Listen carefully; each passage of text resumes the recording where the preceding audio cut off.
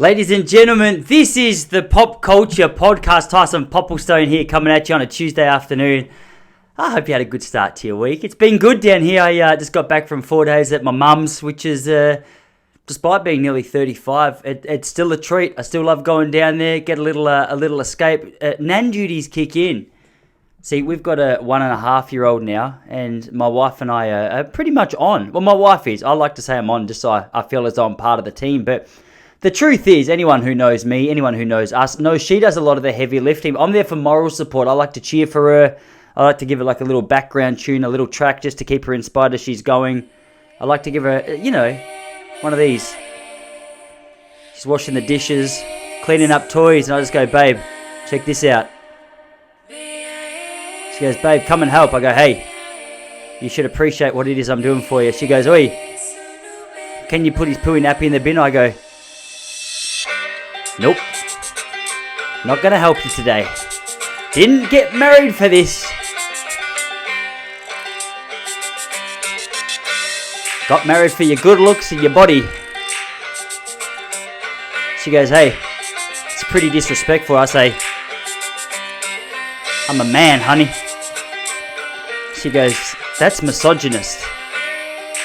I said, I don't know who that is or what that is, but listen to the beat. She goes, just put the dirty nappy in the bin. I said, hey, I'm the man of this house. She goes, no, you're not. I said, hey, but don't tell my friends, okay? How can you not be inspired to clean the kitchen when a little bit of Sunu, Rising Appalachia, is playing in the background? That's the song of the week. How can that not be the song of the week? For a song that I don't actually understand what's being said, I go, I'm so inspired. I'm so unbelievably inspired by that lady that I had to play it to you guys this week. What a start to the podcast. I'm just joking about what I said about not helping my wife with the housework. I help out quite a lot, just in small ways that she doesn't notice. And, well, technically that doesn't count. I clean my office from time to time, which is where I'm sitting. I clean it before the podcast starts. And she goes, hey, what have you done around the house today? I go, you want to come and see my office? She goes, sweetie, our 18-month-old has thrown shit all over the house. The only room he hasn't gone into is your office. And I said, hey, honey, that's because I'm disciplined. She goes, I need your help around here. I said, well, you've been saying that for years and it hasn't really clicked. No, I'm joking. I hope I'm joking. Mind you, though, it is interesting, the different gender roles in a marriage. I'm not sure. I know people don't like the idea of trying to stereotype a particular gender role, but for whatever reason, Jessie does fall into the stereotypical roles that a woman used to play in a marriage. She cooks dinner. She cleaned more than me. I think our main difference is what we do differently is I actually can't stand clutter. Being serious with you now, I'm not a big clutter fan. If there's clutter, it's usually a sign that something in my mind's not right. It's usually a sign that I've committed to too much. Because when I get a little overcommitted, I reckon that's where the clutter picks up. Because I don't have time. Like something's got to give. And usually it's packing stuff away. But I've got a really bad, I don't know if it's a bad habit as much as it's just I don't notice it. But Jessie notices rubbish a lot. Or just like what is it when your shower gets dirty and you get like a little bit of that? Is it just mold? Is that the word for it? I'm sure she wouldn't be happy for me telling the pop culture listeners that there's mold in our shower. There's not, because she cleans it up. But if there was, I wouldn't notice it. I remember the reason I know we're going to make it as a married couple is because she stuck with me through 2010 when I was living at an all-boys house here in Footscray in Victoria. There was 4 of us boys, 5 by the time a couple of our mates stayed around. Honestly, I look back at that time and I go, how did we survive? There was, when you're a teenager, well, we weren't teenagers. What was I in 2010? 23. I was living like a teenager though. I was living like a teenager, and 5 boys. There was dirty plates stacked up on the side of the bench. We haven't vacuumed. The toilet didn't flush properly. Flush properly? That's a difficult word to say. So there was always a 4-day-old nugget sitting in the toilet that no one wanted to confess to it being. It wasn't mine though, because I never used that toilet. I used the upstairs one. Flushed every time. But the problem with the upstairs one was there was a hand towel right next to the toilet, and I don't know how often we cleaned that toilet, but I remember I had a chat with one of my housemates, Jocker. I said, hey, don't use that hand towel because I reckon there has to be poo particles on it. You can't not have a toilet right next to a hand towel that hasn't been washed for, I'm going to guess, months, and not have poo particles on a hand towel, you know it's a problem because you wash your hands, you wipe your hands on the towel, they come out brown. You got your housemate's nuggets under your finger. That's a joke. What a disgusting image that was. But we don't muck around. This is what the thing is on a Tuesday afternoon. We come out with the real stories. I say we, it's just me. I'm sitting in the back room of my house, just telling you stories. But what is it right now? It's 3:53. Starting a little bit later today. I actually just went out to clear my head a bit before. I went for a walk, 15 minutes, just up along the beach. And man, I hadn't been outside much today because I was just getting a few things done around the house. And I got out there, and it's blowing a gale outside today. Oh, you can see the jumper. Autumn, I was going to say it's come early, but it's right on time. It's the 8th of March, 8 days into autumn. Usually summer hangs around a little bit though, so I thought maybe we had a couple of weeks left of sunshine. Apparently today's the last bad day, if you call windy and rainy bad. But man, there was boats out there on the water still, and you got to be keen going out on Port Phillip Bay today because there was some serious waves. I was walking along the beach just feeling seasick. You know that's a drama. I was honestly looking out there and I'm like, man, I'm so glad I'm not a fisherman today because some of the boats I get seasick on water that is dead calm. It's quite embarrassing. I can't. I've told you about this before. I can't go surfing in choppy conditions. I can't go on a boat even in mild conditions. I can't even use a waterbed without taking a couple of Quells tablets. You know you're in trouble when the waterbed you go to try and get your late night rest is causing you seasickness. You can't get in there unless you've taken your seasick tablets. You know, every time Jessie rolls over, you feel a little bit queasy. I've got a horizon drawn onto my bedroom wall just so I've got something to look at to keep me stable. Which is a ridiculous theory, by the way. So many people want to tell you when you feel sick, just look out at the horizon. The horizon when you're sick on a boat is, remember when you're a kid and you get a pencil and you sort of wiggle it slowly, like you do this with it. I've got a pen, look at this. So you do this and it looks like the pen's wobbly. Look at that. That's what a horizon looks like when you're seasick in a waterbed. It doesn't matter how straight the line on your wall is. If you're seasick, if you haven't taken your seasick tablets, your wife rolls over, causes a couple of waves, ripples, I'll say. She's not overweight yet. She's only 1 month pregnant. 3 months pregnant, technically. 12 weeks, that's gone quick. It doesn't matter though, because the horizon looks like that wiggly pen. I just get more queasy. I get angry when people say that as well. I remember going out to the Great Barrier Reef one day and I was so sick. I thought we were going out on a massive jet boat. Is that the name of it? A jet boat, more like a ship. I thought we were going out on a ship-style boat where, you know, the waves wouldn't even be noticeable. You see a couple of big ships coming in through here each day and you go, well, I think on that particular boat, even if the water came in, at some fairly high levels, you're not going to get rocked around too much because just the substance of that boat's not going to take it. You know what I mean? You're rock solid, relatively rock solid, as rock solid as you can be in a boat.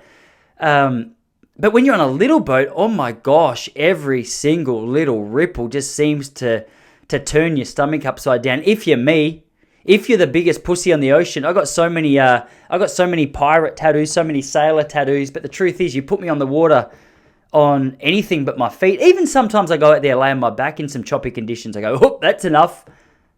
This is doing no good for anybody. I come back in, say to Jessie, I need a bucket. She says, you're an embarrassment. We've lived at the beach now for a little over 12 months and you still feel seasick just going for a paddle. I go, hey, I didn't ask for any judgment. All I asked for was a cuddle and some comfort.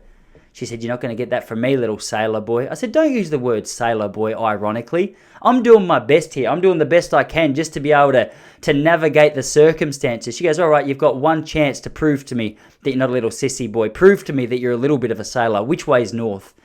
And I said, well, that's a trick question because there's bushes in the way. I don't know which way the sun sets. That's one thing I get very impressed by people who know which direction the sun sets in. Jessie knows. We'll walk along in some random town. I go, all right, come on, hero, which way's west? And she'll point in some random direction and I'll go, okay, all right, let's check that on the iPhone. I take the iPhone out and she's pointing directly towards where the west sign is. I said, lucky guess. She goes, it's not a lucky guess for, over 300 times you've asked me that in the 13 years that we've been together. I said, hey, no need to be a smartass. She said, don't get personal, don't get aggressive just because you're not a little sailor boy. Just because I married a little bitch is what she says. She goes, I married a little bitch. That's what you are. Make the bed, bitch. I said, it's really hurtful when you talk to me like that, especially because we're out with friends right now. She goes, go pay for my lunch, bitch. I said, sweetie, you got to stop calling me that. She's like, what are you going to do about it, bitch? I was like, well, nothing. I'll take it because, you know, it's what a man does. She's like, that's what a bitch does. I go, hey, come on. I thought we had a healthy marriage. She's like, you overthink. I get up and leave the table. I pay because I wanted to, not because she made me. Not because she called me a bitch. It's a sign of a healthy marriage. If you've been together 13 years and your wife can call you a bitch and you not get offended by it, that is a marriage, is what she tells me. What a marriage. No, we do. We got a great marriage. I'm just joking. I'm only the bitch sometimes. You know what I mean? Only from time to time when I can't be bothered arguing, I just make her think that I'm the bitch. Do you know what I mean? I make her think that I don't want to argue back. It's not because she's dominating me in an argument. It's because I don't want to respond. And that's what I say back to her. I go, I'm not a bitch. She goes, what are you then, bitch? I go, hey, well, first of all, the more you tell yourself that I am a bitch, the more you're going to believe it. Because whatever you tell yourself on repeat, you start to believe. And she's like, it's already been entrenched in my brain, bitch. Hey, stop it. And then we go home. I don't talk for 40 minutes because I just got to deal with my emotions in the car. She goes home, puts the footy on. I go to bed, won't talk to her for the next day. It's weird. Our relationship's mixed. I definitely play...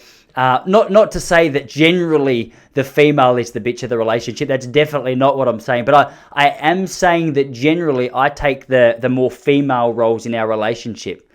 Do you know what I mean? Like, I like to be little spoon. Everyone likes to be little spoon. I think it's fair to admit that everyone prefers little spoon. It's just a matter of whether or not you like to admit it. It's far more comfortable. It's nice to have the embrace of a small, delicate woman there protecting you from the elements. Especially after I've been reading a Stephen King book this week called Later, and it's all about a kid who sees dead people, and it's terrifying. So I'm going to be quite honest with you. I have my feet tucked right in under the doona, let my wife hold me real tight, tell me if everything's going to be fine. What I just read was not true. You know, stroke my hair as I go to bed. I go, babe, this is a sign of a good marriage. She goes, never ever tell anyone about the fact that I do this for you. I go, sweetie, it's our little secret. She goes, it would be an embarrassment to me, but mostly an embarrassment to you. Okay, I'm never going to tell anyone apart from those I trust. So consider yourself trusted. Consider yourself on a really important list of people that I've just opened up to you about my small spoon habits and the fact that I like my hair stroke. But don't we all? It doesn't matter. I reckon if you asked The Rock and he was honest with you, he would say, you know what? I like someone to stroke my scalp and tell me I'm fine. I'm sick of playing this role of everyone's hero, everyone's strong man. Just rub the back of my head, rub the back of my bald head and tell me I'm going to be okay. I get you, The Rock. Me and you're on the same page with that kind of stuff. But anyway, we do have a good marriage. It's amazing. What's that? It's 2022, 11 years later this year. It's gone quite quick. It's weird marriage as well, because I always thought when we first got together it'd be one of those situations where it's just, you just imagine marriage to be like The Notebook without the death and the remarrying your best friend. I feel like it's just that the high emotions and everything's beautiful. A lot of it's not. A lot of it's going into the toilet and being like, "Wait, can you just make sure you press the button a couple of times because you know our toilet doesn't flush well." She's like, "I haven't been to the toilet today." I go, "Well, mine don't look like that, so it had to have been yours." And I said, "Well, let's not get caught on details." But the truth is, there's dirty dishes. Yeah, there's a cup. Every now and then you'll find a floater in the toilet. She'll sneeze and fart at the same time. You've got to move on with that. If you had told me early in our marriage that my wife would sneeze and fart at the same time, I would have told you that I think I've married the wrong woman. But the truth is, she sneezes a lot and she can't control her bowels real well. So it gets messy, is what I'm saying, during hay fever season. My wife gets hay fever. I get nervous when she sneezes.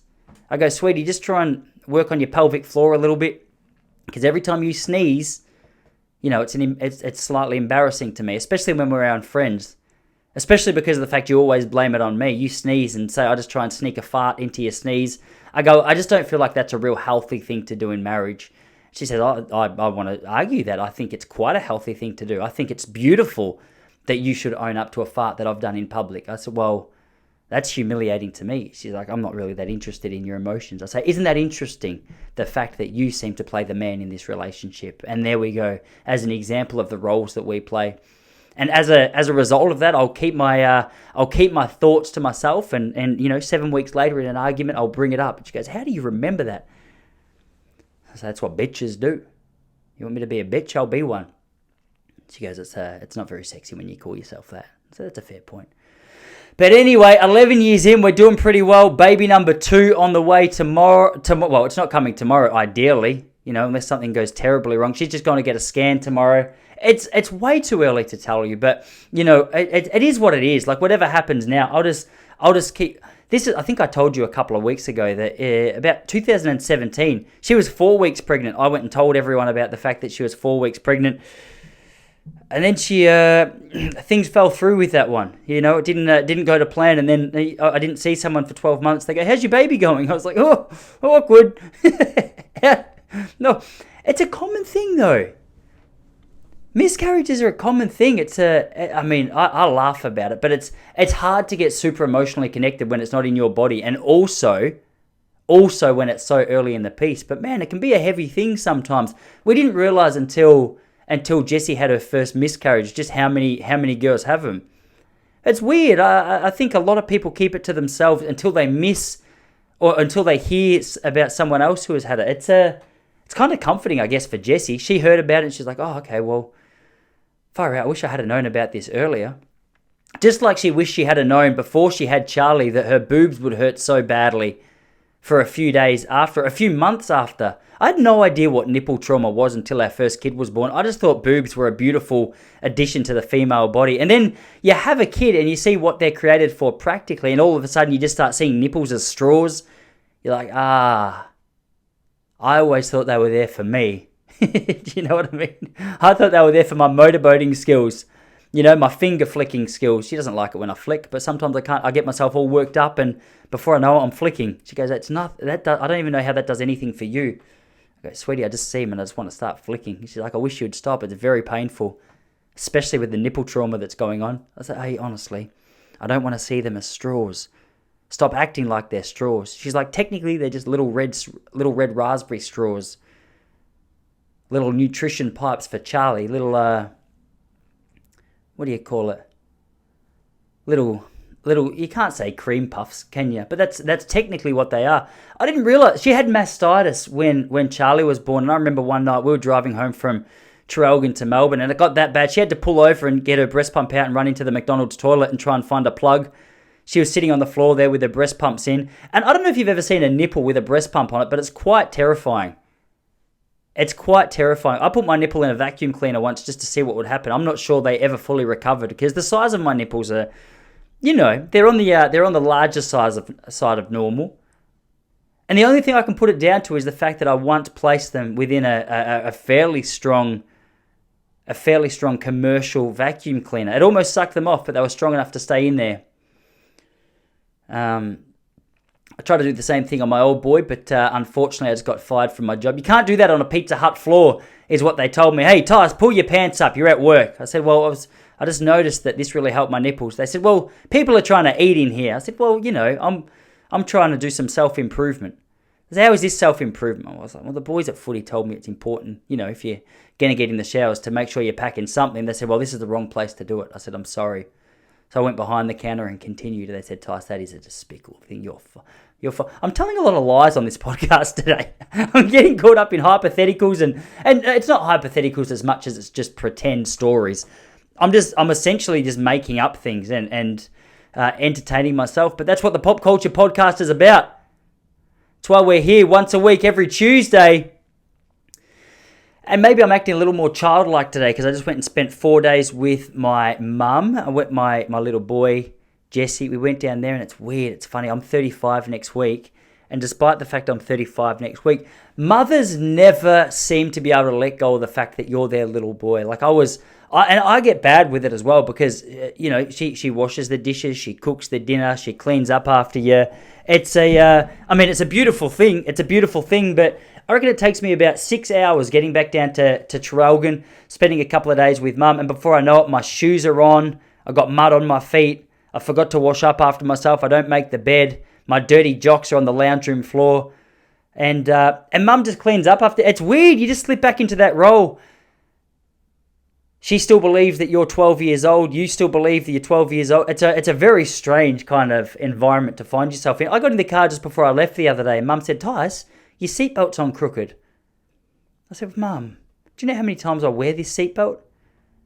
Okay, every time I get in this car, I put it on, and that's a few times a day. I've touched wood. It's worked fine so far. She's like, oh, okay, well, don't say I didn't try and help. Anyway, so I took it off and I straightened it. She said, it's still got a bend in. I go, honestly, I feel like we've got to put our attention and our focus towards more important things, because the fact that you're getting upset about me, getting upset at me having a little bend in my seatbelt, shows that we haven't really got anything serious to worry about, do we? We need to watch more Channel 10 news, get some more serious stuff to worry about. Because Lord knows there's plenty of opportunities to get worried. We had the Channel 10 news on when we were down there, just while we were eating dinner. The news started. By the end of it, I'd heard 12 people died, and I had a mild case of depression. That's what the news is designed for, because outrage, it just seems to sell advertising really well, which as I get older, I'm starting to realize is the main job of a news outlet, isn't it? The main job of the news outlet is just to make sure that there's plenty of eyes on screen, and I didn't even want to watch it, but it's there. I see a fire, I see a lady fleeing war. I go, far out, I can't stop watching. This is riveting. Then maths comes on. I'm like, oh my gosh, what a Tuesday. What a fantastic way to spend your evening. You go to bed and feel like you've just spent 8 hours on Instagram. Your soul's been depleted of any real substance. You want to get liposuction. Liposuction. I think I just said liposuction. Liposuction, because, you can only see so many good-looking guys and good-looking girls with plastic lips on maths before you go, all right, there's a little bit of work for me to get done. I can see that's true. The wrinkles around my eyes are quite prominent. They're getting deeper earlier than they should be. I'm nervous to see what my face looks like when I'm an older man, because as a 35-year-old, I've started to see a couple of deep wrinkles sneaking in. I've upped my collagen intake. I've really tried to improve that part of my game. I don't even know if it's true that collagen actually improves your wrinkle situation. But I get skeptical about sunscreen as well, because I know it protects you from the sun, but it's also, I don't fully understand what's in the sunscreen and what's the long-term effects of that. And if you're out in the sun every day and you're putting a body load of sunscreen on, is that good for you? I don't know. Who knows? If you do know, let us know. I need to get a hotline to this podcast. I'm going to get a hotline that you guys can call into, and I'll play your questions, play your answers back to me, because it'd be nice for not only you to be educated through the wise words of the Pop Culture Podcast, but for me to be educated. I've got a habit, I've realised, from words that have a D in it, trying to swap it to a B. I just said educated, which is definitely not the word, but it could be a mutual thing. I tell you my stories and you educate me. You tell me where I was wrong. But it was good, despite the fact that I sort of I fall into this habit of being a 16-year-old kid, or a 10-year-old kid, probably more accurately describes the situation that I'm in. It's only a small element of going to stay with Mum. Every now and then I'll get a little bit cheeky as well, because Mum's she's a little bit more straight-laced than me until you get to know her. Until she's had a couple of wines. If you don't know her, she'll be playing very straight line. And so she does everything that she's asked to do. Beautiful woman, very friendly woman, very caring woman. I've hit the jackpot in terms of mum department, but I like to tease her sometimes, because I like to live on the edge, be a little bit naughty, and we took Charlie to a little play centre there for kids on the outskirts of Traralgon, because it was pissing down with rain all weekend. So we took him to the play centre to run around with a couple of the other kids, and we got there. The guy at the counter said, "All right, guys, I just need to see your double vax before you go inside." So I showed him my pretend one, Jessie showed him her pretend one, and then Mum showed him her legitimate one. And I said to him, I go, "Mate, just so you know, heads up, she's a bit dodgy. Make sure that that's a legitimate pass." She's got a habit for sneaking around. And she's like, "Oh, Tyson, it's just embarrassing. Like, you're an embarrassment to yourself." I go, "Mum, the only embarrassing thing here is you're trying to sneak in without your double vax pass." The guy's looking at me like, "Mate, are you serious?" I go, "Just check it closely." So the poor bloke's 25 years old, just doing his job on $14 an hour, just trying to get paid. And he's got to deal with my cockhead attitude is the only way to describe it. Mum's embarrassed, he's confused. Me and Jessie are pissing her. That's not true. I'm pissing myself, but I like to present me and Jessie as a family unit. So I tell you that she was on my side. And then, Got outside. I'm like a 12-year-old boy once again. Mum said, Tyson, I need to have a talk to you. I go, oh no, I'm about to get sent to my room like a little bitch. She goes, why do you do that? I said, Mum, because it's very entertaining. She's like, I've never seen anyone who has a legitimate vaccine pass make the joke about someone else not having a legitimate. I go, well, that checks out. That fits. And I said, Mum, that's a cheap thrill for me. I like to see the guy sweat behind the counter. I like to see the nerves on your face. But long story was, we all got approved. We all got accepted. Truth was, the guy behind the counter didn't care. This is what's so funny. I've never had someone actually check my vaccine pass with my actual identification. Oh, which is nice. And I think it's just a sign that the truth is most people like to... And of course I'm joking. Of course I'm joking about all this. I don't have a fake vaccine pass. That's pretend. I'm mucking around, all right? In case you actually took that seriously, I want to establish the fact that that's a complete joke. That'd be irresponsible, immature, and just generally frowned upon in Victoria, in Melbourne, Victoria. So I'd just like to clarify before I get banned from any platforms that is a complete joke.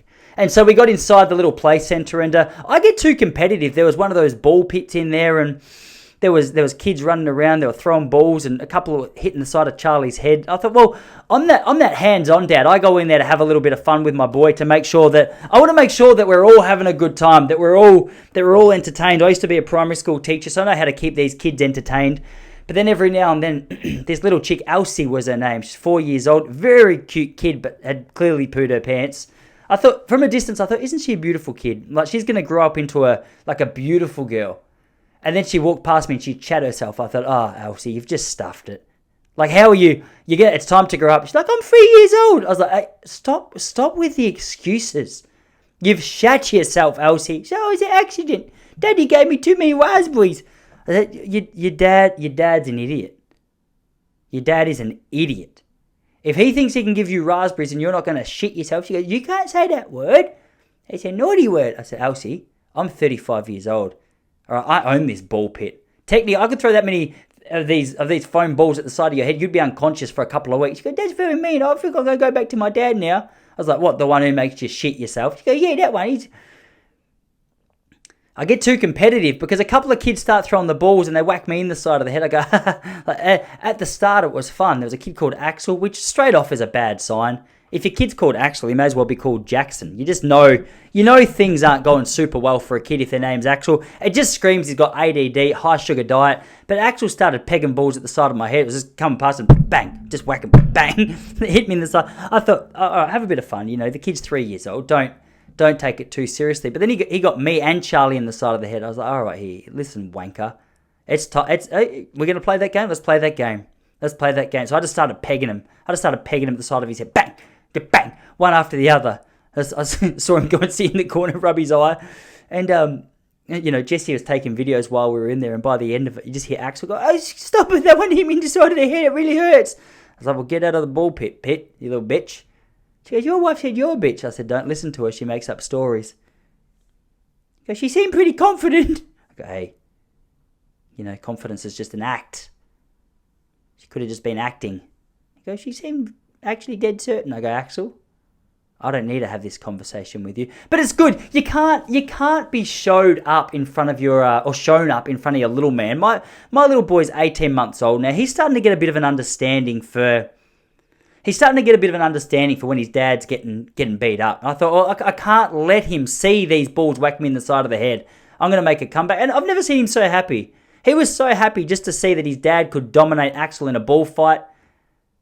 It was a beautiful moment, really. So, we left as the victors. The Popplestone family won. Axel went home with a black eye and a sore tooth. But he had a good time. It's all fun and games till Axel loses a tooth.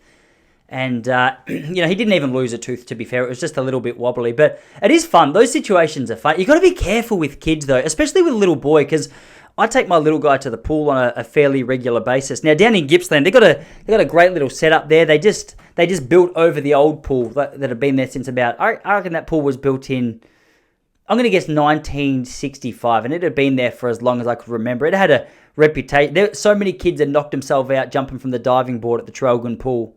If you look carefully, you could see teeth just floating around the bottom of the pool, little residues of blood, like Band-Aids from every kid from the last 25 years. It was a disgusting pool. I reckon COVID, they're talking about where COVID came from. I reckon there's a good chance it came from Traralgon Secondary Pool. Traralgon Swimming Pool is what I was trying to get to. But Traralgon's lifted its game. I mean, the secondary college, which I was about to refer to, has also just been knocked down and started again. But the swimming pool in Traralgon it's a beautiful establishment. They've covered up the old pool. There's it's been well looked after, and now it's an indoor pool. They've got a warm pool. They've got water slides. They got a little kid pool. And I was sitting there with my boy the other day. I've got this little joke that I play where, I sit there and I want to banter with my little man. So every time a cute little girl goes past, so, I say cute little girl tongue in cheek. I'm just saying a girl. It's a girl about his age. I'm not genuinely making comments about the looks of these young girls. But I have a joke with my boy. Every time there's a girl around his age, I go, "Oh, Charlie, here comes your girlfriend. Oh, wow, she's so cute. She's pretty. Whoa, whoa." And Charlie's like, Dad, he's starting to understand what I'm doing. And the other parents have a laugh. I have a laugh. We all have a bit of a laugh. But every now and then, you've got to be careful because Charlie's at that age now where he can sneak off real quick.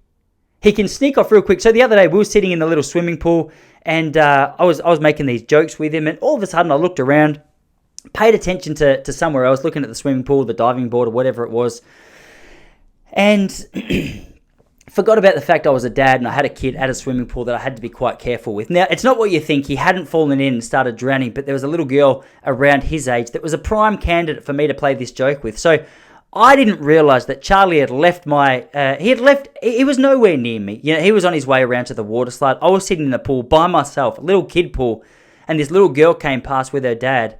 And I started going, "Oh, isn't she a cutie? Oh, look at this one. Oh, wow, she could be our girlfriend, blah, blah, blah. What a little pretty munchkin. Oh, yeah, la."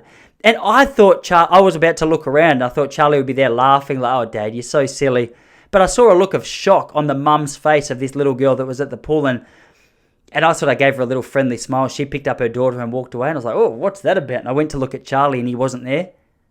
And I thought, I'll see what's just happened. You got to be very careful when you play games like this, because if you're trying to hook your little boy up with a girlfriend, but your boy's not there and you're making comments like that, you're going to get yourself arrested real quick. And, I tried to approach the family to explain what had just happened, but every time I went to go to them, they sort of quickly left the premises or the vicinity of where it was that I was going to. So it was a very awkward situation to try and hook my boy up with a girl around his age, only to realize that the girl wasn't there. So Dad mistake 101. I'd like to formally apologize to the family, to the Traralgon swimming pool. It's not something there was no ill intent. There was no seriousness to the claims. It was purely me trying to have a little bit of fun with my boy. So I asked for your forgiveness. I asked. Anyway, you know what I'm saying. It was a sticky situation to be in. I never felt like such a creep as well. Like, how do you get yourself out of that situation? Because I look at people, if I was at a swimming pool and someone started making comments about my boy like that, I'd be like, "Mate, like, who the hell do you think you are?" This woman was obviously far too polite. She just left and was like, "Oh, I'll just get away. Just get away from that guy. Not having my family in that swimming pool. Who knows what else is going on in there?" And there was nothing. I went and got my boy and picked him up humbly, apologized to him, took him on the water slides. It's funny being a 35-year-old guy going on the water slides with your kids, because I've realized how much I enjoy. I think I enjoy it as much as he does. He was ready to go home, and my mum was down there just watching us, having a little bit of fun, taking some photos. And Charlie was like, "I'm going to go. I just want to go home." He was getting upset, getting grizzly. I just said to Mum, "Hey, you're right to look after him. I'm going to go down a few more times."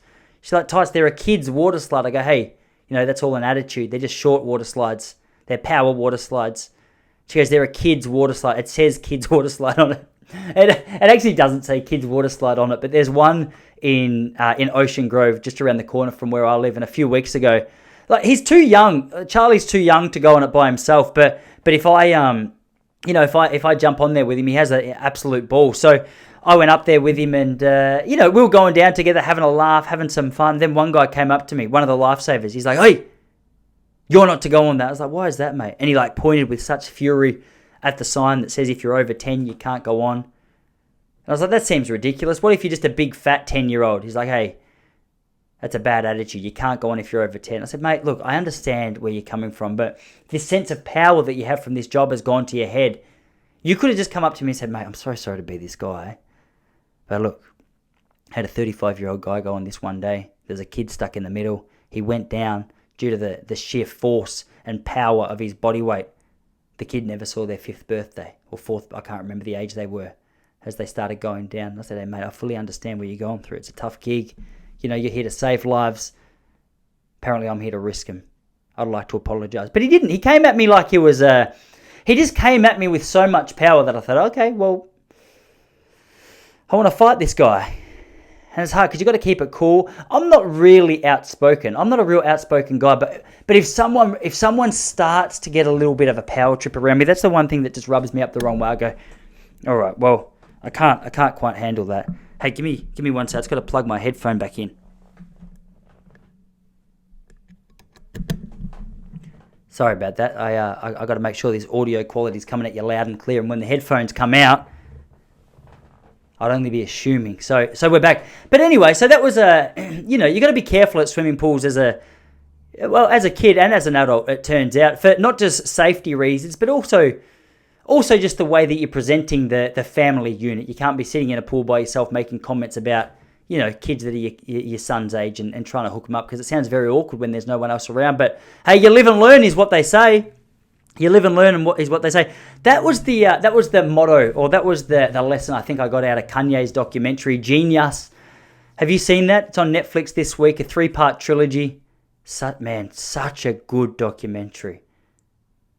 You get a new appreciation for Kanye, because you hear his words, like you hear his raps, and you're like, oh man, this guy was just lucky. You know how people say that? Oh man, he's just born lucky. He just had what it took. I don't know. It's just so unfair that this guy just has, there's obviously, from what I understand now, to be fair, I don't know a heap about the rap game. I've been to some slam poetry, but I don't think it's the same thing. I don't think it's the same thing as what Kanye's going through with Jay-Z. I'm actually sure they're offended if you refer to what they're doing as slam poetry. That can't be a good thing. But this guy, he was born with a talent. He seemed to sort of love the game from when he was really young. But man, he put in the work as well. Oh my gosh, did he put in the work? From about the age of, I think he was, actually I'm not 100% sure how old he was when he first started going. He was producing. I didn't know he was actually just producing tracks for big artists to rap on. And no one really took his ability to rap seriously. They all just thought he was a producer. And then when he started to try to establish himself as a rapper, it was funny because this guy at this, I don't know if it's an overconfidence or if it's a slight, he talks about his bipolar and, some of the struggles that he's gone through. And at times you forget about the fact that he has bipolar, and you just assume he's got this insane level of confidence, which he does. But he was going into Rockefeller Studios as a producer and just putting on his tracks and rapping over it to the staff in there, just without them even asking to see it. And he was just going for it. And it was so, when you see those people they're just so in the zone with what they know they're brilliant at, that it's just amazing to watch. I love that. You see stand-up comedians sometimes get up on stage and just start telling jokes, and you're like, man, okay, this guy, this chick, they're just cut out for this. This is what they were born to do. Or they could be a runner. I'm a distance running fan. I love watching Haile Gebrselassie back in the day. You go, oh man, this little tiny Ethiopian was born to do this. It's incredible to watch. It's incredible to watch. And then I don't know what it is, but it gets me all pumped up. Do you know that? Do you know what I'm talking about? You just see someone in the zone of what they're really good at. Dusty Martin playing football, as much as I hate to use that example. Tyson Popplestone, midway through his pop culture podcast, you go, oh, he's born to do this. He's born to do this. Sorry about the hesitation at the end of that. It was just a strange thing to say with much confidence, because it looked very arrogant if you misunderstood the satirical nature of what it was that I was saying. But man, this guy, he was, and he kept getting, it was just a classic hero's journey story. He kept getting turned down, kept getting turned away, kept getting taken unseriously. Is that a word? People, they just didn't take him to be as good as what he thought he was. And then you get, man, how did this guy get the self-belief? And then it comes to a scene with his mum before he had really cracked it. And she's like, Kanye, what you got to understand is you lay beats like Michael Jordan shoots free throws. And he's like, yeah, Ma, thanks. I forgot. She's like, Kanye, you're a genius. He's like, oh, man, thanks, Ma, I know. She's like, you know that, don't you? And, man, honestly, my favourite part of the whole documentary is probably just looking at his mum and how she treats him. I go, okay, I want to be a dad like this chick is a mum. Like, for my little boy or for my kids to grow up and just look at himself with that level of confidence. I don't want him to be... I think I'd much rather him to be slightly arrogant than underconfident, though. I think that's fair. A little bit of arrogance is... Maybe not even arrogance. If someone can misinterpret or misunderstand my kids as being arrogant just because they're high in confidence, I'll take that. As long as they're actually humble, and we know that's true. But man, there's so many great performers who are misinterpreted as arrogant. Maybe even slightly arrogant. Muhammad Ali, Usain Bolt, definitely Kanye West. Who else is there? Like any top performer. Who's a footballer that fits into that category? Again, Dusty Martin for you Richmond fans out there. Sam Walsh for you Carlton fans out there. Just ignore those references if you're an international right there. Just use Neymar. Neymar's often confused. If you're coming at us from Europe, you appreciate your soccer or football. You like your football over there. Well, think of bloody Neymar. I actually watched the first part of his documentary as well, and he's I don't know if he's misconstrued as arrogant or he's just flat out arrogant, but either way, I like that. I like what they're bringing to the table, and Kanye's no exception. And I feel like when you get a bit of an understanding of like the foundations of where it is that he come from, you start to go, I understand why he has this self-belief. Because from day one, his mum keeps going, Kanye, you're the Michael Jordan of the rap game. It's just awesome. Anyway, so if you haven't seen it, Genius is the name of the documentary. Crazy story how it came about. So the director of the film, Coodie, is his name. Coodie's, I think it's Coodie. He realized early in Kanye's career that this guy was bringing something to the table. So he ended whatever it was that he was pursuing of his own just to go and film Kanye, just so he had the footage. And so there's 20 years of footage of Kanye just doing his thing behind the scenes.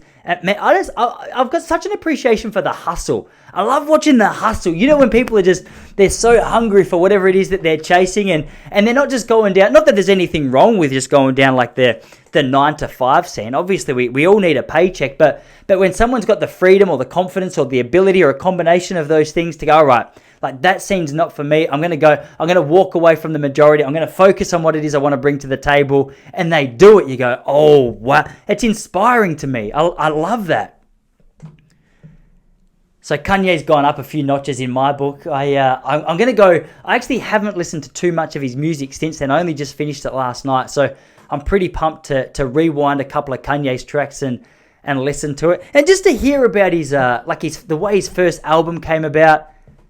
I love the guy, and he's had his struggles as well, which makes me appreciate him even more. Like he's not just living some breezy, super easy life, which I think we all know when we think about it. Like we know that regardless of how much money or how hot your wife or whatever level of fame you get to, we know on a practical level that these people still go through stuff. But for whatever reason, in I guess like the hustle and bustle of chasing our dreams, we forget that that's true. And so Kanye's like, look, I got everything you're pursuing. And still, I'm dealing with a few, for lack of a better word, demons. I'm trying to get my way through these little obstacles, and man, it was interesting, really interesting. So do yourself a favor, check that one out. Kanye's gone up. He's changed the way I do handshakes as well. No more Mr. How you going handshakes for me anymore. They're all going to be these. Every cool bloke on that documentary did it. Every cool bloke's doing these ones. Got your hand around your ear. Open fingers, bring it around from the side, bang. I think the fact I'm analysing it so much proves that I'm probably not the right man to be doing those handshakes, but whatever, fake it till you make it is what they say. Anyway, yeah, so that was insightful. That was informative. It was pretty educational. Man, speaking of educational, I had my eyes open this week. How's this for you? I heard a new study came out revealing that the average man, I thought this was maybe less than what it would be. The average man spends 90 minutes to 2 hours watching porn every week. Every week. 90 minutes to 2 hours watching porn, which is, I personally thought that wasn't as, I would have guessed higher. I thought, what would I have thought? I reckon I reckon back in the day, I could have easily spent 30 minutes going down a porn rabbit hole because there was so much to see, and I'm assuming that there's still so much to see because it's a weird scene, the porn scene as well. Now, so this year it's 14 years since I've watched porn. 14, which is sort of crazy, and it sounds like a weird thing to brag about. I don't even mean to. I'm not trying to brag about it. I'm just simply saying that I made a decision 14 years ago that it's not the scene I wanted to go down, and that was partly for where I was in my life at the time. I'd started going to church and started to question relationships a little bit more and how it was that I spent my energy and my time and my focus. And man, I reckon honestly, I was given 2 hours a week an easy run for its money because whenever my housemate was out, I was like, all right, there's plenty of storylines that I can get caught up in right now. And so I did. It was just like it was a cheap thrill, really. And I remember I got to a point where, I started to like who's now my wife, Jessie, and started to talk to her about relationships and what they meant and some of the misinterpretations that a lot of people had around what a good relationship was. And I think it's interesting. Like, I don't know if you guys think about this, but the idea of a good relationship, I reckon, for so many of us is just to make sure that at the get-go there's like a solid sexual relationship going on there. Like if you get on well in the sexual front, then everything's going to be just fine. But I feel like that's something that could be worked on. And I reckon for myself personally, like porn it completely threw out my expectations of what a sexual relationship was, because porn's a weird thing. You never get to a point in it and you're like, all right, that's enough. You're always gradually, I don't know, I feel like you're gradually just looking for a bit more of a thrill. And when you get used to something that's, at the start fairly explicit, you go down that rabbit hole a little bit further. Before you know it, that's tame. You start to increase the intensity of the Google searches. Do you know what I mean? And I don't know if it's coming through Google anymore, but my old technique was just turn safe search off and go down that rabbit hole. But I'm not sure what people are doing these days. But it was interesting. So 14 years, and I was sort of just reflecting on why it was that I decided to give that game up. And for me, I think, as a start point, there's probably 3 reasons. The first reason was the fact that I think it had just become an addiction for me. Not an addiction as much as just a bad habit. Like whenever there was time, whenever I had nothing else to do, it was like, all right, I could invest in creative things. I could invest in, I could read a book. I could do something else. But the dopamine hit that you get from just looking at a little bit of porn it's fairly intense. Like all you got to do is pay attention to the feeling that you get when you want to watch it. And you're like, oh, that's quite powerful. Like my brain's screaming for a little dopamine hit here that it hasn't had for a while. And for me, it just started to become a little bit of a, oh man, like is this just I was calling it a bad habit. I don't know what you call it. But for me, it had just turned into a bad habit where, the time that I was spending on it could have been used on more effective things, I thought, especially because I was trying to improve or increase how much I was reading and things like meditation. And I just wanted to put my time and energy into things that, I was a little more passionate about, a little more interested in. And every time I went to porn world, I felt as though those things were lacking a little bit. So it was really exciting. But the second thing was I also felt as though my expectations on what a sexual relationship was supposed to look like started to change a bit. I would see what these girls were doing on a video and be like, oh my gosh, so that's what sex is. How awesome is that? And then you come into a real life sexual relationship, and I know, like I've spoken to so many guys, we all have this experience, and all of a sudden you're like, oh, that's not everyone wants to do that. What are you talking about? And for me, it was like a bit of a reality check. I was like, all right, my expectations on what actually goes down in the bedroom is maybe a little bit out of whack for most of us. But then the other thing was I actually met a few people from the porn scene. I spoke to a couple of people who'd dipped their toes in, for lack of a better term, and I started to hear about it. Was never or very rarely was it a scene where people were passionate about getting into and just being the best porn star they could possibly be. It was always like, all right, well, my acting career hasn't quite taken off yet. I need a paycheck. I don't really want to work difficult hours. Maybe I could just do this. And a lot of I've got three people in mind that I know who have been in the scene. They're all like, yeah, look, it was something that was it was definitely just a phase and not something that I was necessarily loving doing. And I thought, oh, well, I always assumed that the girls in these clips, maybe even the guys, but especially in my mind, the girls that are doing these things, I just got the vibe that they weren't fully enjoying it. Maybe I'm too much of an emotional guy, but I'd look at it and I'd start analysing, are they enjoying themselves really? or is this just a bad act? And so for me, 14 years on, like any addiction or bad habit, like I guess the weakness, like the strength of that habit, it just diminishes the further along you go. But for me now, it's not even a question. But if you're one of those people, I guess I say that as an encouragement to you, because I speak to a lot of guys as well, where they go, I spend too much time watching porn. I'm sure there's better things that I could be putting my time towards. It's true. But I think we overcomplicate it. It's just like quitting smoking. You got to wean your way down. Create some consequences for yourself as well. Have a bet with your mate that if you watch porn in the next 2 months, you owe them $500 and sign a contract so they can keep you accountable. But hey, just venture into a little bit. Try a month without it. Try a month of. I'm not telling you what to do. Do what you want to do. But for me, if you're trying to get away from it, that's what I did. Try a month without it. See how. See how your time is better spent, or if your time is better spent. See how you feel without it. There's not many people I meet who give it up and go, I feel terrible for giving that up. I just really feel like something meaningful is missing from my life. But do what you want to do. I mean, it sounded like a little bit of a preach, but the truth is, I say that because, the subject of porn is not something that we're super open about. And I think if we are open about it, a lot of us want to watch less of it than we do. So, it's a little bit of food for thought for you on the porn front. But I mean, this isn't the Pop Culture podcast, so you do what you got to do. But that's just my little take. That's a few little thoughts from me. I don't know. I'm sorry if I just embarrassed you with your wife in the car. Maybe she's cool with it. I remember I had a girlfriend years ago, and this was actually about 15 years ago. She goes, "I'm cool to watch porn with you, but never try and touch me while we do it, like while we watch it." I was like, "Oh, that's a like." I go, why? She's like, because it's disgusting. I was like, interesting. Very interesting. And probably a fair take, I thought. Probably a fair take. It was, anyway. So I took that on. Oh, man. What else have I got here that I wanted to talk to you about? I had a couple of notes written down on so I already told you about my mum and, which is a weird segue coming from a porn scene. I wish I didn't segue into that. I quit porn. I've already told you about my mum. I hope that doesn't get clipped and taken out of place.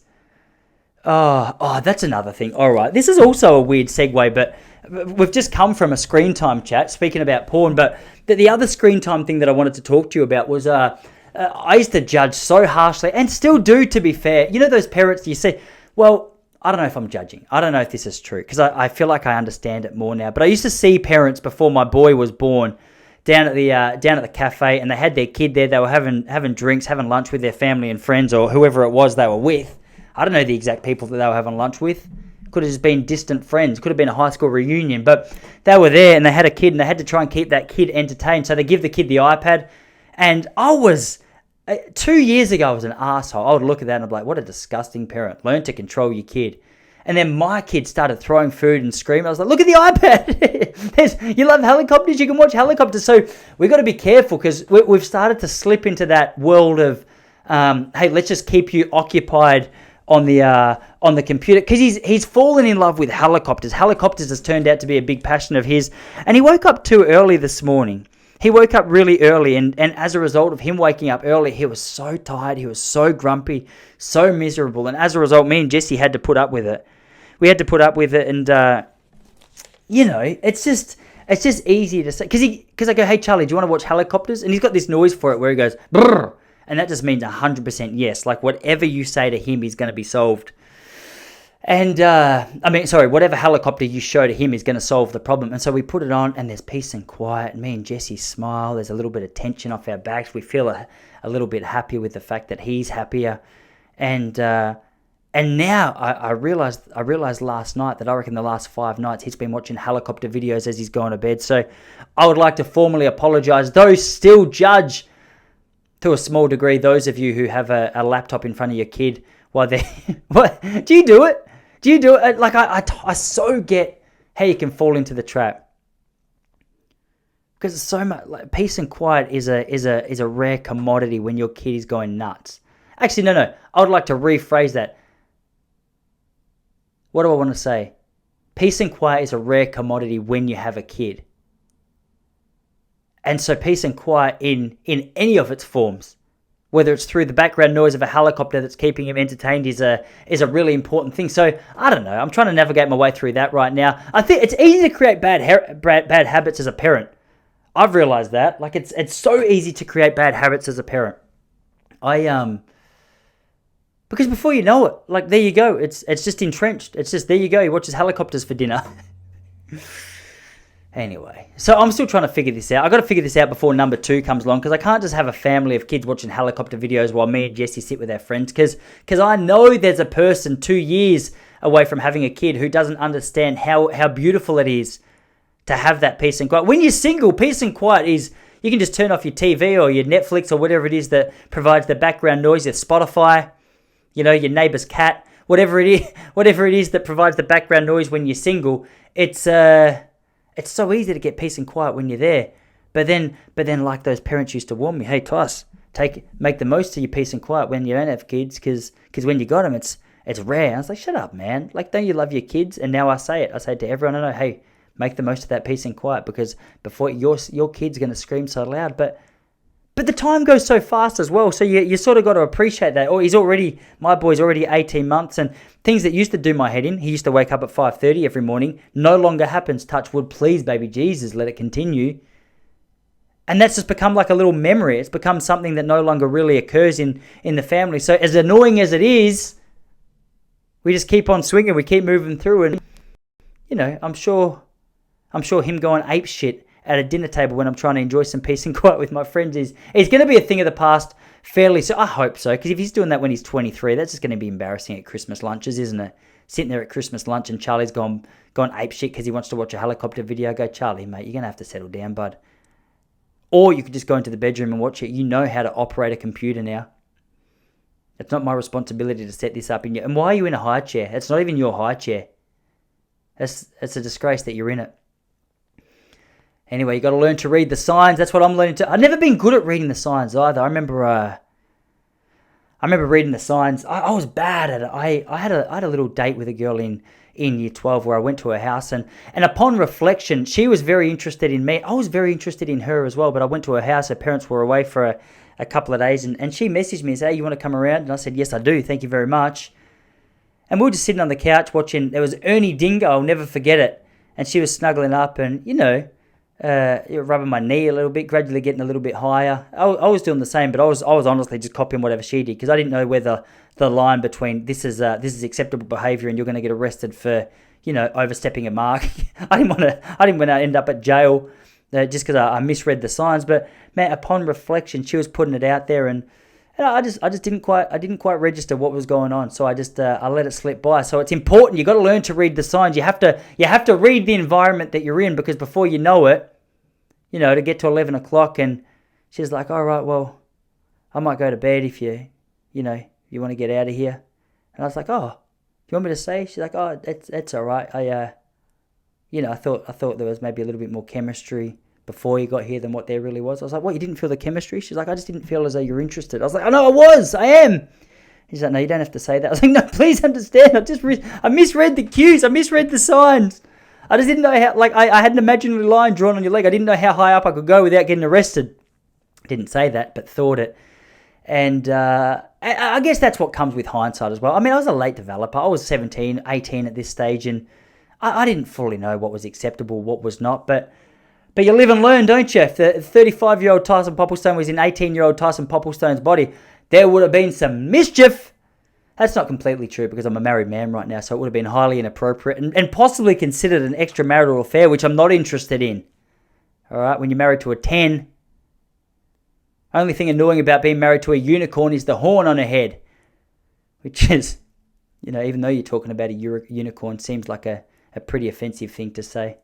But a beautiful way to end a podcast. So with that, ladies and gentlemen, I'd like to say au revoir.